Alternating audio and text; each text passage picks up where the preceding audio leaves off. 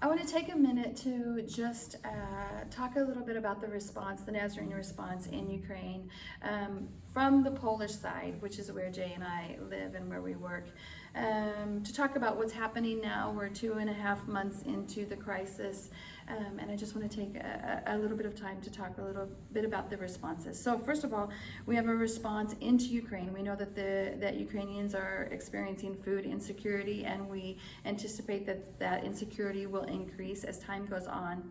So we are now able to send shipments of food into Ukraine, actually pallets of food that are being moved from a warehouse in Poland into Ukraine and then picked up by Nazarene pastors in Ukraine and being dispersed out across the country.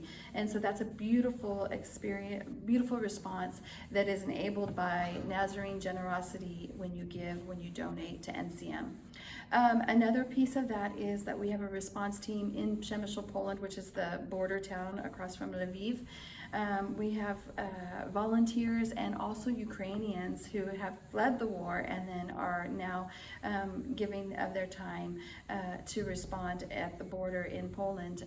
And we're responding to people who are still fleeing the war, and also Ukrainians who are returning back home to Ukraine. And in so both instances, they're utilizing the train system, and we have a Nazarene team that's responding and helping. And then in Poznan, Poland, Sweet Surrender, which was a coffee shop, Nazarene coffee shop has now been turned into a coffee shop community center that welcomes and resources Ukrainian families who have relocated there. So there are English classes, there are Polish classes, there are classes that help people to integrate and know how to navigate all of the different aspects of their new life as Polish citizens.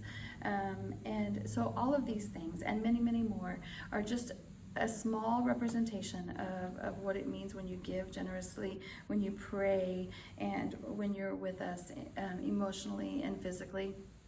And so we want to say thank you to you for your generosity and your giving.